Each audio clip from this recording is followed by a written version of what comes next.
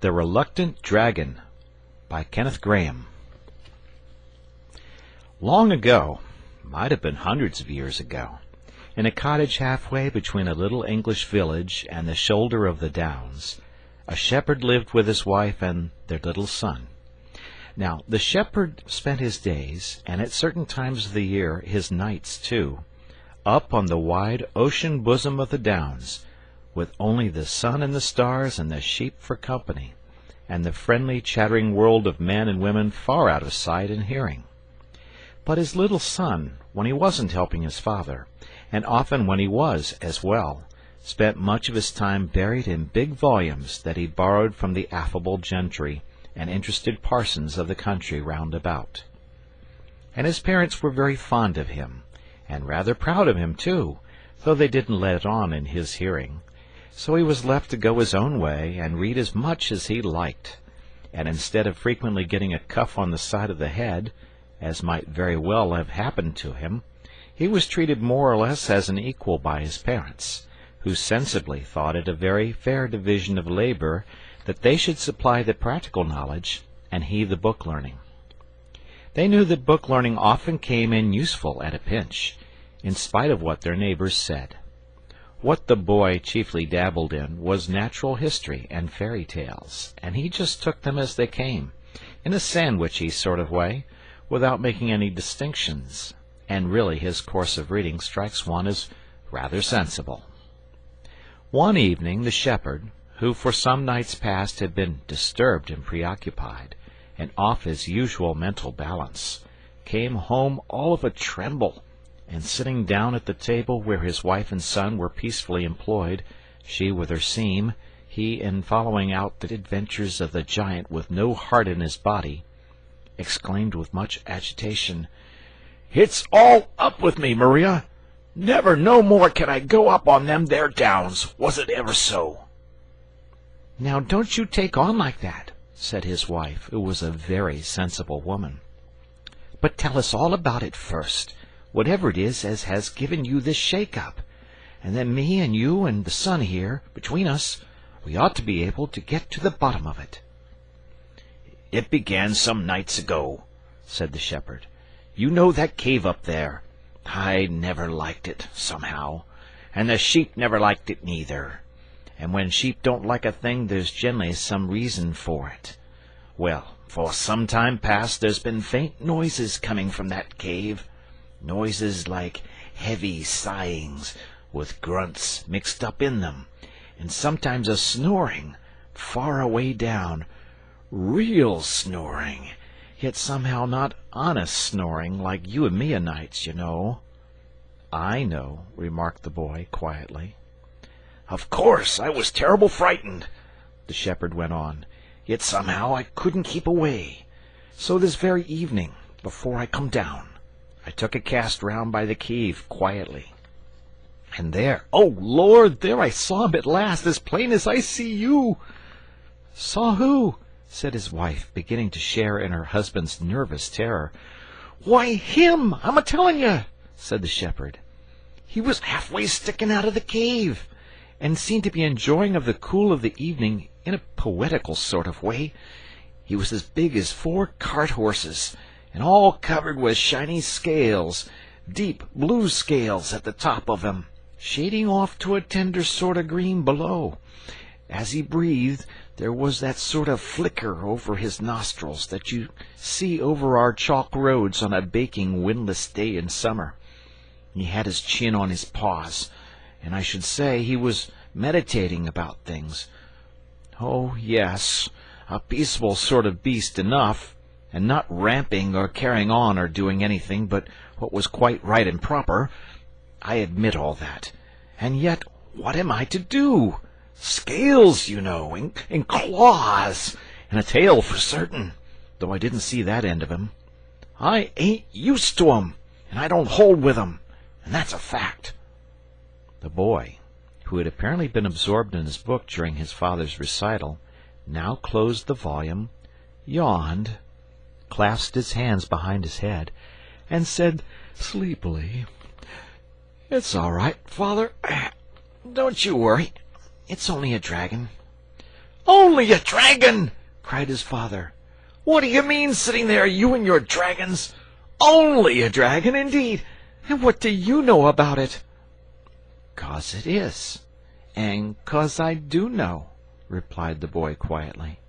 "Look here, father. You know we've each of us got our line. You know about sheep, and weather, and things. I know about dragons. I always said, you know, that cave up there was a dragon cave. I always said it must have belonged to a dragon sometime, and ought to belong to a dragon now, if rules count for anything. Well, now you tell me it has got a dragon, and so that's all right. I'm not half as much surprised as when you told me it hadn't got a dragon. Rules always come out right if you wait quietly. Now please, just leave this all to me. I'll stroll up tomorrow morning. No, in the morning I can't. I've got a whole heap of things to do. Well, perhaps in the evening, if I'm quite free, I'll go up and have a talk with him, and you'll find it'll be all right. Only please, don't you go worrying round there without me. You don't understand 'em a bit, and they're very sensitive, you know." "He's quite right, father," said the sensible mother. "As he says, dragons is his line and not ours. He's wonderful knowing about book beasts, as everyone allows. And to tell the truth, I'm not half happy in my own mind, thinking of that poor animal lying alone up there, without a bit of hot supper or anyone to change the news with. And maybe we'll be able to do something for him. And if he ain't quite respectable, our boy'll find it out quick enough. He's got a pleasant sort of way with him that makes everybody tell him everything." Next day, after he'd had his tea, the boy strolled up the chalky track that led to the summit of the downs, and there, sure enough, he found the dragon, stretched lazily on the sward in front of his cave. The view from that point was a magnificent one. To the right and left, the bare and billowy leagues of downs. In front, the vale, with its clustered homesteads, its threads of white roads running through orchards and well-tilled acreage, and far away, a hint of grey old cities on the horizon. A cool breeze played over the surface of the grass, and the silver shoulder of a large moon was showing above distant junipers. No wonder the dragon seemed in a peaceful and contented mood. Indeed, as the boy approached, he could hear the beast purring with a happy regularity. "Well, we live and learn," he said to himself. "None of my books ever told me that dragons purred." "Hello, dragon," said the boy quietly, when he got up to him. The dragon, on hearing the approaching footsteps, made the beginning of a courteous effort to rise, but when he saw it was a boy, he set his eyebrows severely. "Now, don't you hit me," he said, "or bung stones, or squirt water or anything. I won't have it, I tell you." "Not going to hit you," said the boy wearily, dropping on the grass beside the beast. "And don't, for goodness sake, keep on saying 'don't.' I hear so much of it, and it's monotonous. It makes me tired. I've simply looked in to ask how you were, and all that sort of thing. But if I'm in the way, I can easily clear out. I've lots of friends, and no one can say I'm in the habit of shoving myself in where I'm not wanted." "No, no, don't go off in a huff," said the dragon hastily. "Fact is, I'm as happy up here as the day's long. Never without an occupation, dear fellow, never without an occupation. And yet, between ourselves, it is a trifle dull at times." The boy bit off a stalk of grass and chewed it. "Going to make a long stay here?" he asked politely. "Can't hardly say at present," replied the dragon. "It seems a nice enough place, but I've only been here a short time, and one must look about and reflect and consider before settling down. It's rather a serious thing, settling down. Besides, now I'm going to tell you something. You'd never guess it if you tried ever so. Fact is, I'm such a confoundedly lazy beggar." "You surprise me," said the boy civilly.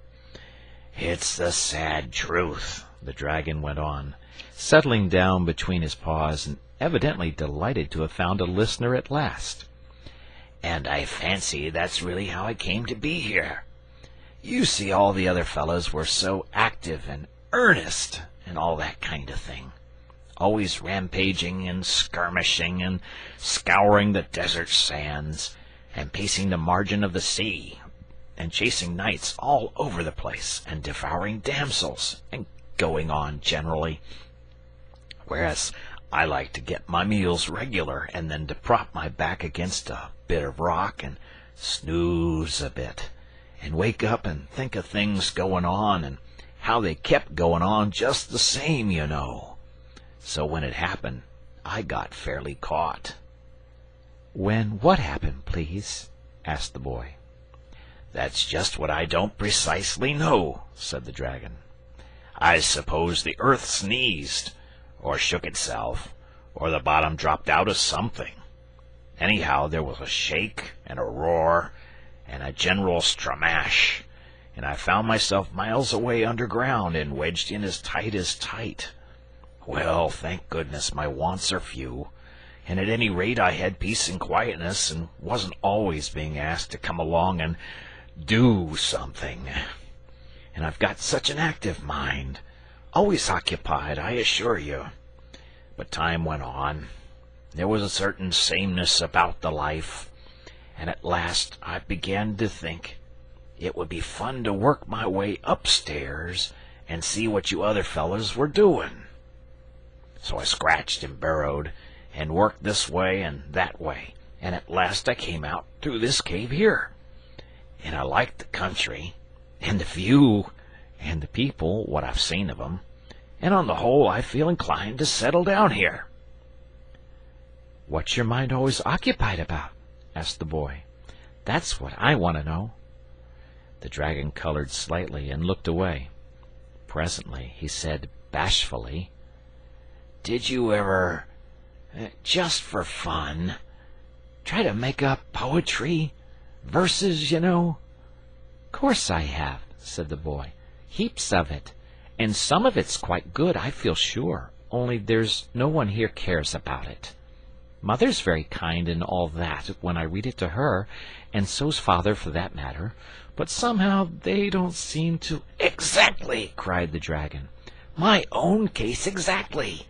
They don't seem to, and you can't argue with 'em about it. Now you've got culture, you have. I could tell it on you at once, and I should just like your candid opinion about some little things I threw off lightly when I was down there. I'm awfully pleased to have met you, and I'm hoping the other neighbors will be equally agreeable. There was a very nice old gentleman up here only last night, but he didn't seem to want to intrude." "That was my father," said the boy. "And he is a nice old gentleman, and I'll introduce you some day if you like." "Can't you two come up here and dine or something tomorrow?" asked the dragon eagerly. "Only, of course, if you've got nothing better to do," he added politely. "Thanks awfully," said the boy, "but we don't go out anywhere without my mother, and, to tell you the truth, I'm afraid she mightn't quite approve of you. You see, there's no getting over the hard fact that you're a dragon, is there? And when you talk of settling down, and the neighbors, and so on, I can't help feeling that you don't quite realize your position. You're an enemy of the human race, you see." "Haven't got an enemy in the world," said the dragon cheerfully. "Too lazy to make 'em to begin with. And if I do read other fellows my poetry, I'm always ready to listen to theirs." "Oh, dear!" cried the boy. "I wish you'd try and grasp the situation properly. When the other people find you out, they'll come after you with spears and swords and all sorts of things. You'll have to be exterminated, according to their way of looking at it. You're a scourge and a pest and a baneful monster." "Not a word of truth in it," said the dragon, wagging his head solemnly. Character'll bear the strictest investigation. And now, there's a little sonnet thing I was working on when you appeared on the scene." "Oh, if you won't be sensible!" cried the boy, getting up. "I'm going off home." "No, I can't stop for sonnets. My mother's sitting up. I'll look you up tomorrow, sometime or other. And do, for goodness sake, try and realize that you're a pestilential scourge, or you'll find yourself in a most awful fix. Good night." The boy found it an easy matter to set the mind of his parents at ease about his new friend. They had always left that branch to him, and they took his word without a murmur. The shepherd was formally introduced, and many compliments and quiet inquiries were exchanged. His wife, however, though expressing her willingness to do anything she could, to mend things, or set the cave to rights, or cook a little something when the dragon had been poring over his sonnets and forgotten his meals, as male things will do, could not be brought to recognize him formally. The fact that he was a dragon, and they didn't know who he was, seemed to count for everything with her. She made no objection, however, to her little son spending his evenings with the dragon quietly, so long as he was home by 9 o'clock, and many a pleasant night they had, sitting on the sward, while the dragon told stories of old, old times, when dragons were quite plentiful, and the world was a livelier place than it is now, and life was full of thrills and jumps and surprises. What the boy had feared, however, soon came to pass. The most modest and retiring dragon in the world, if he's as big as 4 cart-horses and covered with blue scales, cannot keep altogether out of the public view. And so in the village tavern of nights, the fact that a real live dragon sat brooding in the cave on the downs was naturally a subject for talk. Though the villagers were extremely frightened, they were rather proud as well. It was a distinction to have a dragon of your own, and it was felt to be a feather in the cap of the village. Still, all were agreed that this sort of thing couldn't be allowed to go on. The dreadful beast must be exterminated. The countryside must be freed from this pest, this terror, this destroying scourge. The fact that not even a hen roost was the worst for the dragon's arrival wasn't allowed to have anything to do with it. He was a dragon, and he couldn't deny it. And if he didn't choose to behave as such, that was his own lookout. But in spite of much valiant talk, no hero was found willing to take sword and spear and free the suffering village and win deathless fame. And each night's heated discussion always ended in nothing. Meanwhile, the dragon, a happy bohemian, lolled on the turf, enjoyed the sunsets, told antediluvian anecdotes to the boy, and polished his old verses while meditating on fresh ones. One day the boy, on walking into the village, found everything wearing a festal appearance which was not to be accounted for in the calendar. Carpets and gay-colored stuffs were hung out of the windows, the church bells clamored noisily, the little street was flower-strewn, and the whole population jostled each other along either side of it, chattering, shoving, and ordering each other to stand back. The boy saw a friend of his own age in the crowd, and hailed him. "What's up?" he cried. "Is it the players, or bears, or circus, or what?" "It's all right," his friend hailed back. "He's a-comin'." "Who's a-comin'?" demanded the boy, thrusting into the throng. "Why, St. George, of course," replied his friend. "He's heard tell of our dragon, and he's comin' on purpose to slay the deadly beast, and free us from his horrid yoke. Oh, my, won't that be a jolly fight!" Here was news indeed. The boy felt that he ought to make quite sure for himself, and he wriggled himself in between the legs of his good-natured elders, abusing them all the time for their unmannerly habit of shoving. Once in the front rank, he breathlessly awaited the arrival. Presently, from the far-away end of the line, came the sound of cheering. Next, the measured tramp of a great war-horse made his heart beat quicker, and then he found himself cheering with the rest as, amidst welcoming shouts, shrill cries of women, uplifting of babies, and waving of handkerchiefs, St. George paced slowly up the street. The boy's heart stood still, and he breathed with sobs. The beauty and the grace of the hero were so far beyond anything he had yet seen. His fluted armor was inlaid with gold, his plumed helmet hung at his saddle-bow, and his thick fair hair framed a face gracious and gentle beyond expression, till you caught the sternness in his eyes. He drew rein in front of the little inn, and the villagers crowded round with greetings and thanks and voluble statements of their wrongs and grievances and oppressions. The boy heard the grave, gentle voice of the saint, assuring them that all would be well now, and that he would stand by them and see them righted and free them from their foe. Then he dismounted and passed through the doorway, and the crowd poured in after him. But the boy made off up the hill as fast as he could lay his legs to the ground. "It's all up, dragon!" he shouted as soon as he was within sight of the beast. "He's coming! He's here now! You'll have to pull yourself together and do something at last." The dragon was licking his scales and rubbing them with a bit of house flannel the boy's mother had lent him, till he shone like a great turquoise.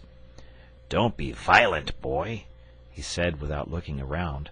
"Sit down and get your breath, and try and remember that the noun governs the verb, and then perhaps you'll be good enough to tell me who's coming." "That's right. Take it coolly," said the boy. "Hope you'll be half as cool when I've got through with my news. It's only St. George who's coming, that's all. He rode into the village half an hour ago. Of course you can lick him, a great big fellow like you, but I thought I'd warn you, 'cause he's sure to be round early, and he's got the longest, wickedest-looking spear you ever did see." And the boy got up and began to jump round in sheer delight at the prospect of the battle. "Oh, dearie, dearie me," moaned the dragon. "This is too awful. I won't see him, and that's flat. I don't want to know the fellow at all. I'm sure he's not nice. You must tell him to go away at once, please.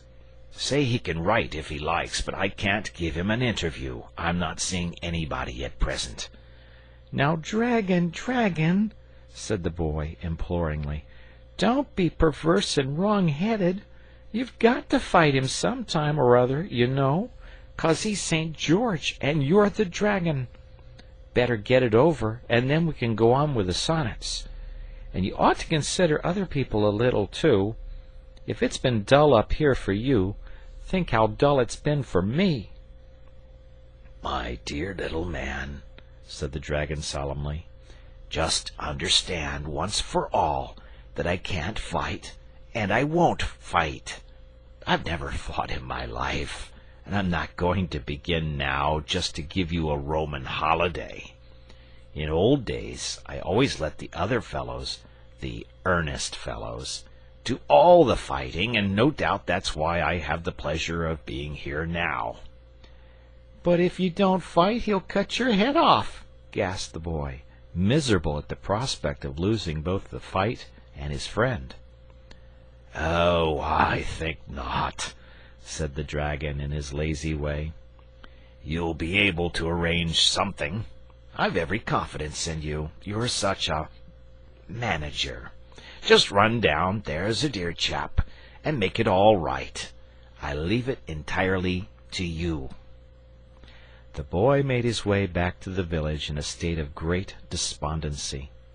First of all, there wasn't going to be any fight. Next, his dear and honored friend the dragon hadn't shown up in quite such a heroic light as he would have liked.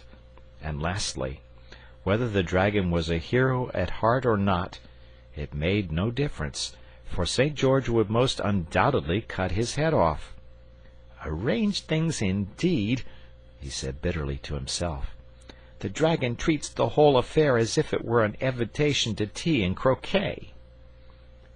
The villagers were straggling homewards as he passed up the street, all of them in the highest spirits, and gleefully discussing the splendid fight that was in store. The boy pursued his way to the inn, and passed into the principal chamber, where St. George now sat alone, musing over the chances of the fight, and the sad stories of rapine and of wrong that had so lately been poured into his sympathetic ears. "May I come in, St. George?" said the boy politely, as he paused at the door. "I want to talk to you about this little matter of the dragon, if you're not tired of it by this time." "Yes, come in, boy," said the saint kindly. "Another tale of misery and wrong, I fear me. Is it a kind parent, then, of whom the tyrant has bereft you, or some tender sister or brother? Well, it shall soon be avenged." "Nothing of the sort," said the boy. "There's a misunderstanding somewhere, and I want to put it right. The fact is, this is a good dragon." "Exactly," said St. George, smiling pleasantly. "I quite understand. A good dragon! Believe me, I do not in the least regret that he is an adversary worthy of my steel, and no feeble specimen of his noxious tribe." "But he's not a noxious tribe!" cried the boy distressedly. Oh dear, how stupid men are when they get an idea into their heads! I tell you he's a good dragon, and a friend of mine, and tells me the most beautiful stories you ever heard, all about old times and when he was little, and he's been so kind to Mother, and Mother'd do anything for him, and Father likes him too, though Father doesn't hold with art and poetry much, and always falls asleep when the dragon starts talking about style. But the fact is, nobody can help liking him when once they know him. He's so engaging and so trustful, and as simple as a child." "Sit down and draw your chair up," said St. George. "I like a fellow who sticks up for his friends, and I'm sure the dragon has his good points, if he's got a friend like you. But that's not the question. All this evening I've been listening, with grief and anguish unspeakable, to tales of murder, theft, and wrong, rather too highly colored, perhaps, not always quite convincing, but forming in the main a most serious role of crime. History teaches us that the greatest rascals often possess all the domestic virtues, and I fear that your cultivated friend, in spite of the qualities which have won, and rightly, your regard, has got to be speedily exterminated." "Oh, you've been taking in all the yarns those fellows have been telling you," said the boy impatiently. "Why, our villagers are the biggest story-tellers in all the country round. It's a known fact. You're a stranger in these parts, or else you'd have heard it already. All they want is a fight. They're the most awful beggars for getting up fights. It's meat and drink to them. Dogs, bulls, dragons, anything so long as it's a fight. Why, they've got a poor innocent badger in the stable behind here at this moment.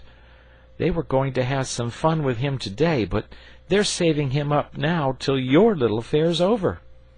And I've no doubt they've been telling you what a hero you are, and how you were bound to win, in the cause of right and justice, and so on. But let me tell you, I came down the street just now, and they were betting 6-4 on the dragon freely." 6-4 on the dragon," murmured St. George sadly, resting his cheek on his hand. "This is an evil world, and sometimes I begin to think that all the wickedness in it is not entirely bottled up inside of dragons. And yet, may not this wily beast have misled you as to his real character, in order that your good report of him may serve as a cloak for his evil deeds? Nay, may there not be, at this very moment, some hapless princess immured within yonder gloomy cavern?" The moment he had spoken, St. George was sorry for what he had said. The boy looked so genuinely distressed. "I assure you, St. George," he said earnestly, "there's nothing of the sort in the cave at all. The dragon's a real gentleman, every inch of him, and I may say that no one would be more shocked and grieved than he would at hearing you talk in that loose way about matters on which he has very strong views." "Well, perhaps I've been over-credulous," said St. George. "Perhaps I've misjudged the animal. But what are we to do? Here are the dragon and I almost face to face, each supposed to be thirsting for each other's blood. I don't see any way out of it exactly. What do you suggest? Can't you arrange things somehow?" "That's just what the dragon said," replied the boy, rather nettled. "Really, the way you two seem to leave everything to me, I suppose you couldn't be persuaded to go away quietly, could you?" "Impossible, I fear," said the saint. "Quite against the rules. You know that as well as I do." "Well, then, look here," said the boy. "It's early yet. Would you mind strolling up with me and seeing the dragon and talking it over? It's not far, and any friend of mine will be most welcome." "Well, it's irregular," said St. George, rising, "but really it seems about the most sensible thing to do. You're taking a lot of trouble on your friend's account," he added good-naturedly, as they passed out through the door together. "But cheer up. Perhaps there won't have to be a fight after all." "Oh, but I hope there will, though," replied the little fellow wistfully. "I've brought a friend to see you, dragon," said the boy, rather loud. The dragon woke up with a start. "I was just thinking about things," he said in his simple way. "Very pleased to make your acquaintance, sir. Charming weather we're having." "This is St. George," said the boy shortly. "St. George, let me introduce you to the dragon. We've come up to talk things over quietly, dragon, and now for goodness' sake do let us have a little straight common sense, and come to some practical business-like arrangement, for I'm sick of views and theories of life and personal tendencies and all that sort of thing. I may perhaps add that my mother's sitting up."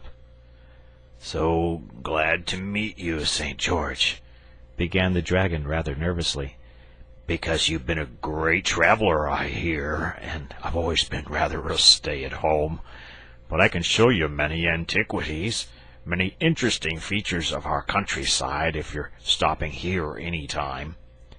"I think," said St. George in his frank, pleasant way, "that we'd really better take the advice of our young friend here, and try to come to some understanding, on a business footing, about this little affair of ours.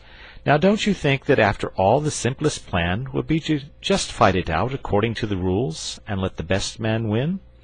They're betting on you, I may tell you, down in the village, but I don't mind that." "Oh, yes, do, dragon," said the boy delightedly. "It'll save such a lot of bother." "My young friend, you shut up," said the dragon severely. "Believe me, St. George," he went on, "there's nobody in the world I'd sooner oblige than you and this young gentleman here. But the whole thing's nonsense and conventionality and popular thick-headedness. There's absolutely nothing to fight about, from beginning to end. And anyhow, I'm not going to, so that settles it." "But supposing I make you?" said St. George, rather nettled. "You can't," said the dragon triumphantly. "I should only go into my cave and retire for a time down the hole I came up. You'd soon get heartily sick of sitting outside and waiting for me to come out and fight you. And as soon as you'd really gone away, why, I'd come up again gaily, for I tell you frankly, I like this place, and I'm going to stay here." St. George gazed for a while on the fair landscape around them. "But this would be a beautiful place for a fight," he began again, persuasively. "These great bare rolling downs for the arena, and me in my golden armor showing up against your big blue scaly coils. Think what a picture it would make." "Now you're trying to get at me through my artistic sensibilities," said the dragon. "But it won't work. Not but what it would make a very pretty picture, as you say," he added, wavering a little. "We seem to be getting rather nearer to business," put in the boy. "You must see, dragon, that there's got to be a fight of some sort, 'cause you can't want to have to go down to that dirty old hole again, and stop there till goodness knows when." "It might be arranged," said St. George thoughtfully. "I must spear you somewhere, of course, but I'm not bound to hurt you very much. There's such a lot of you that there must be quite a few spare places somewhere. Here, for instance, just behind your foreleg. It couldn't hurt you much, just here." "Now you're tickling, George," said the dragon coyly. "No, that place won't do at all. Even if it didn't hurt, and I'm sure it would, awfully, it would make me laugh, and that would spoil everything." "Let's try somewhere else, then," said St. George patiently. "Under your neck, for instance, all these folds of thick skin. If I speared you here, you'd never even know I'd done it." "Yes, but are you sure you can hit off the right place?" asked the dragon anxiously. "Of course I am," said St. George, with confidence. "You leave that to me." "It's just because I've got to leave it to you that I'm asking," replied the dragon rather testily. "No doubt you would deeply regret any error you might make in the hurry of the moment, but you wouldn't regret it half as much as I should. However, I suppose we've got to trust somebody as we go through life, and your plan seems, on the whole, as good a one as any." "Look here, dragon," interrupted the boy, a little jealous on behalf of his friend, who seemed to be getting all the worst of the bargain. "I don't quite see where you come in. There's to be a fight, apparently, and you're to be licked. And what I want to know is, what are you going to get out of it?" "St. George," said the dragon, "just tell him, please, what will happen after I'm vanquished in the deadly combat." "Well, according to the rules, I suppose I shall lead you in triumph down to the marketplace, or whatever answers to it," said St. George. "Precisely," said the dragon. "And then?" "And then there'll be shoutings and speeches and things," continued St. George, "and I shall explain that you're converted, and see the error of your ways, and so on." "Quite so," said the dragon. "And then?" "Oh, and then," said St. George, "why, and then there will be the usual banquet, I suppose." "Exactly," said the dragon, "and that's where I come in. Look here," he continued, addressing the boy, "I'm bored to death up here, and no one really appreciates me. I'm going into society, I am, and through the kindly aid of our friend here, who's taking such a lot of trouble on my account, and you'll find I've got all the qualities to endear me to people who entertain. So now that's all settled, and if you don't mind, I'm an old-fashioned fellow. Don't want to turn you out, but—" "Remember, you'll have to do your proper share of the fighting, dragon," said St. George, as he took the hint and rose to go. "I mean ramping and breathing fire, and so on." "I can ramp all right," replied the dragon confidently. "As to breathing fire, it's surprising how easily one gets out of practice. But I'll do the best I can. Good night." They had descended the hill, and were almost back in the village again, when St. George stopped short. "Knew I had forgotten something," he said. "There ought to be a princess. Terror-stricken and chained to a rock, and all that sort of thing. Boy, can't you arrange a princess?" The boy was in the middle of a tremendous yawn. "I'm tired to death," he wailed, "and I can't arrange a princess, or anything more, at this time of night. And my mother's sitting up, and do stop asking me to arrange more things till tomorrow." Next morning, the people began streaming up to the downs at quite an early hour, in their Sunday clothes and carrying baskets with bottlenecks sticking out of them, every one intent on securing good places for the combat.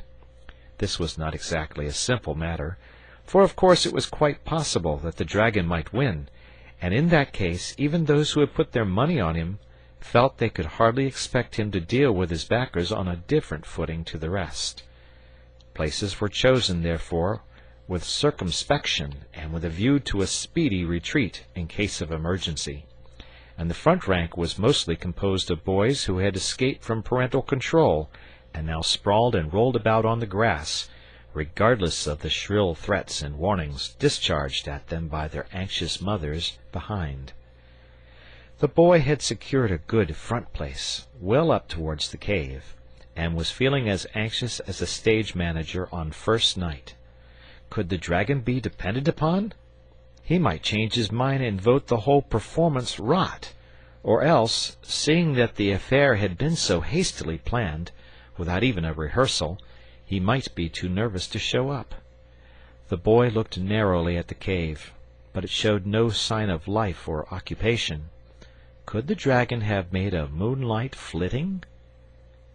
The higher portions of the ground were now black with sightseers, and presently a sound of cheering and a waving of handkerchiefs told that something was visible to them which the boy, far up towards the dragon end of the line as he was, could not yet see.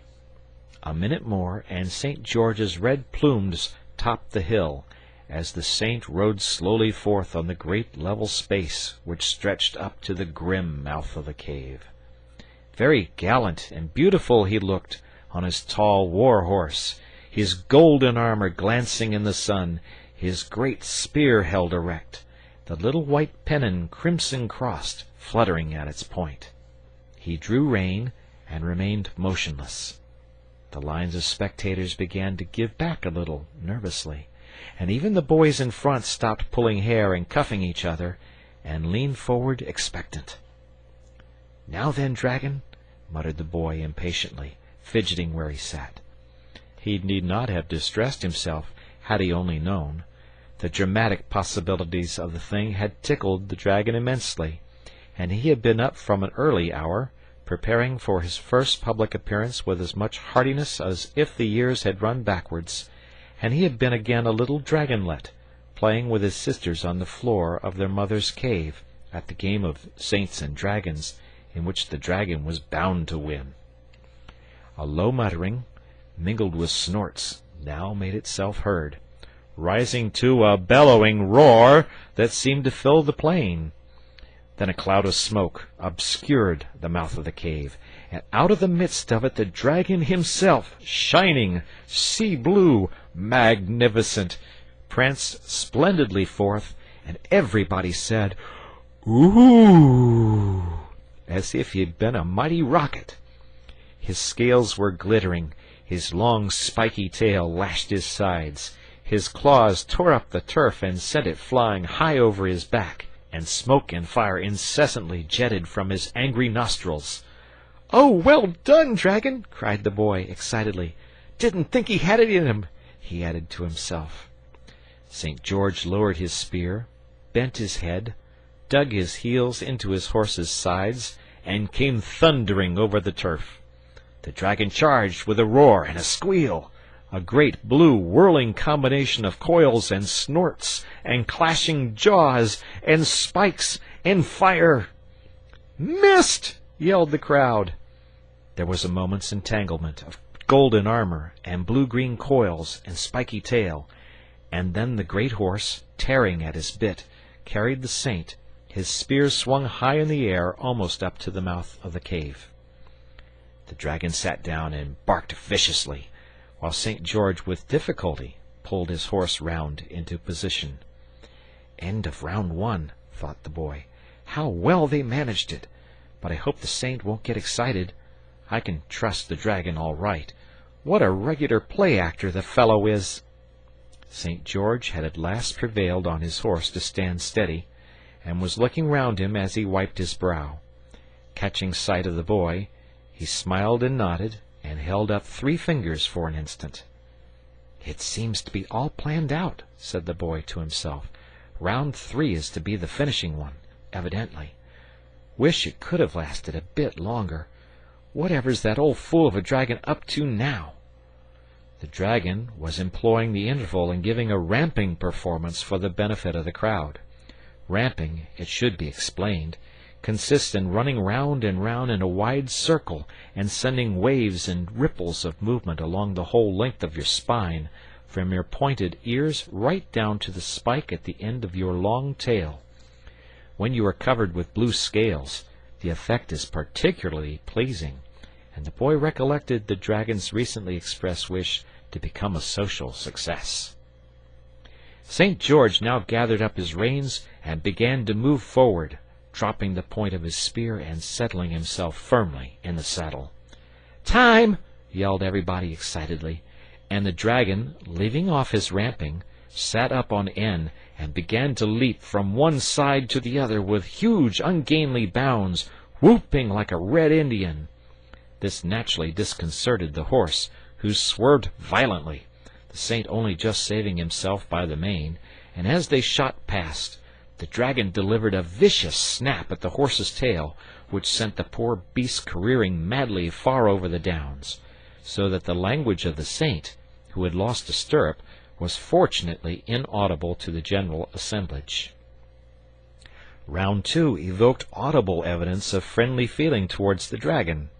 The spectators were not slow to appreciate a combatant who could hold his own so well, and clearly wanted to show good sport, and many encouraging remarks reached the ears of our friend as he strutted to and fro, his chest thrust out and his tail in the air, hugely enjoying his new popularity. St. George had dismounted and was tightening his girths, and telling his horse, with quite an oriental flow of imagery, exactly what he thought of him, and his relations, and his conduct on the present occasion. So the boy made his way down to the saint's end of the line, and held his spear for him. "It's been a jolly fight, St. George," he said with a sigh. "Can't you let it last a little bit longer?" "Well, I think I'd better not," replied the saint. "The fact is, your simple-minded old friend's getting conceited, now they've begun cheering him, and he'll forget all about the arrangement and take to playing the fool, and there's no telling where he would stop. I'll just finish him off this round." He swung himself into the saddle, and took his spear from the boy. "Now don't you be afraid," he added kindly. "I've marked my spot exactly, and he's sure to give me all the assistance in his power, because he knows it's his only chance of being asked to the banquet." St. George now shortened his spear, bringing the butt well up under his arm, and instead of galloping as before, trotted smartly towards the dragon, who crouched at his approach, flicking his tail till it cracked in the air like a great cart whip. The saint wheeled as he neared his opponent, and circled warily round him, keeping his eye on the spare place, while the dragon, adopting similar tactics, paced with caution round the same circle, occasionally feinting with his head. So the two sparred for an opening, while the spectators maintained a breathless silence. Though the round lasted for some minutes, the end was so swift that all the boy saw was a lightning movement of the saint's arm, and then a whirl and a confusion of spines, claws, tail, and flying bits of turf. The dust cleared away, the spectators whooped and ran in cheering, and the boy made out that the dragon was down, pinned to the earth by the spear, while St. George had dismounted and stood astride of him. It all seemed so genuine that the boy ran in breathlessly, hoping the dear old dragon wasn't really hurt. As he approached, the dragon lifted one large eyelid, winked solemnly, and collapsed again. He was held fast to earth by the neck, but the saint had hit him in the spare place agreed upon, and it didn't even seem to tickle. "Ain't you going to cut his head off, master?" asked one of the applauding crowd. He had backed the dragon, and naturally felt a trifle sore. "Well, not today, I think," replied St. George pleasantly. "You see, that can all be done at any time. There's no hurry at all. I think we'll all go down to the village first, and have some refreshment, and then I'll give him a good talking to, and you'll find he'll be a very different dragon." At that magic word, refreshment, the whole crowd formed up in procession and silently awaited the signal to start. The time for talking and cheering and betting was past. The hour for action had arrived. St. George, hauling on his spear with both hands, released the dragon, who rose and shook himself and ran his eyes over his spikes and scales and things to see that they were all in order. Then the saint mounted and led off the procession. The dragon followed meekly in the company of the boy, while the thirsty spectators kept at a respectful interval behind. There were great doings when they got down to the village again, and had formed up in front of the inn. After refreshment, St. George made a speech, in which he informed his audience that he had removed their direful scourge at a great deal of trouble and inconvenience to himself, and now they weren't to go about grumbling and fancying they'd got grievances, because they hadn't. And they shouldn't be so fond of fights, because next time they might have to do the fighting themselves, which would not be the same thing at all. And there was a certain badger in the inn stables which had got to be released at once, and he'd come and see it done himself. Then he told them that the dragon had been thinking over things, and saw that there were two sides to every question, and he wasn't going to do it any more, and if they were good, perhaps he'd stay and settle down there. So they must make friends, and not be prejudiced, and go about fancying they know everything there was to be known, because they didn't, not by a long way. And he warned them against the sin of romancing, and making up stories, and fancying other people would believe them just because they were plausible and highly colored. Then he sat down, amidst much repentant cheering, and the dragon nudged the boy in the ribs, and whispered that he couldn't have done it better himself. Then everyone went off to get ready for the banquet. Banquets are always pleasant things, consisting mostly, as they do, of eating and drinking. But the specially nice thing about a banquet is that it comes when something's over, and there's nothing more to worry about, and tomorrow seems a long way off. St. George was happy because there had been a fight and he hadn't had to kill anybody, for he didn't really like killing, though he generally had to do it. The dragon was happy because there had been a fight, and so far from being hurt in it, he had won popularity and a sure footing in society. The boy was happy because there had been a fight, and in spite of it all, his two friends were on the best of terms. And all the others were happy because there had been a fight, and, well, they didn't require any other reasons for their happiness. The dragon exerted himself to say the right thing to everybody, and prove the life and soul of the evening, while the saint and the boy, as they looked on, felt that they were only assisting at a feast of which the honor and the glory were entirely the dragon's. But they didn't mind that, being good fellows, and the dragon was not in the least proud or forgetful. On the contrary, every 10 minutes or so he leant over toward the boy and said impressively, "Look here, you will see me home afterwards, won't you?" And the boy always nodded, though he had promised his mother not to be out late. At last the banquet was over. The guests had dropped away with many good nights and congratulations and invitations, and the dragon, who had seen the last of them off the premises, emerged into the street followed by the boy, wiped his brow, sighed, sat down in the road, and gazed at the stars.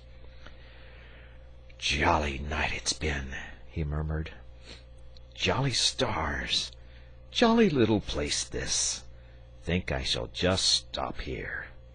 Don't feel like climbing up any beastly hill. Boy's promised to see me home. Boy had better do it then. No responsibility on my part. Responsibility all a boy's." And his chin sank on his broad chest, and he slumbered peacefully. "Oh, get up, dragon!" cried the boy piteously. "You know my mother's sitting up, and I'm so tired, and you made me promise to see you home, and I never knew what it meant, or I wouldn't have done it." And the boy sat down in the road by the side of the sleeping dragon and cried. The door behind them opened, a stream of light illumined the road, and St. George, who had come out for a stroll in the cool night air, caught sight of the two figures sitting there, the great motionless dragon and the tearful little boy. "What's the matter, boy?" he inquired kindly, stepping to his side. "Oh, it's this great lumbering pig of a dragon," sobbed the boy. "First he makes me promise to see him home, and then he says I'd better do it, and he goes to sleep. Might as well try to see a haystack home. And I'm so tired, and mother's—" Here he broke down again. "Now, don't take on," said St. George. I'll stand by you, and we'll both see him home. Wake up, dragon, he said sharply, shaking the beast by the elbow. The dragon looked up sleepily. What a night, George, he murmured. What a... Now look here, dragon, said the saint firmly. Here's this little fellow waiting to see you home, and you know he ought to have been in bed these 2 hours, and what his mother'll say I don't know, and anybody but a selfish pig would have made him go to bed long ago. And he shall go to bed, cried the dragon, starting up. Poor little chap, only fancy his being up at this hour. It's a shame, that's what it is, and I don't think, St. George, you've been very considerate. But come along at once, and don't let us have any more arguing or shilly-shallying. You give me hold of your hand, boy. Thank you, George. An arm up the hill is just what I wanted.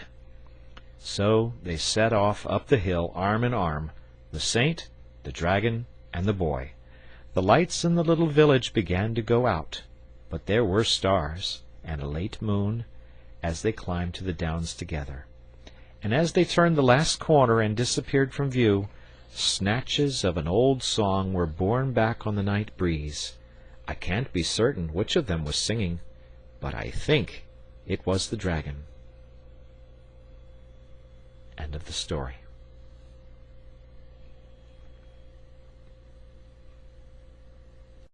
If these stories helped you relax, please subscribe to Sleep Taily's audiobooks.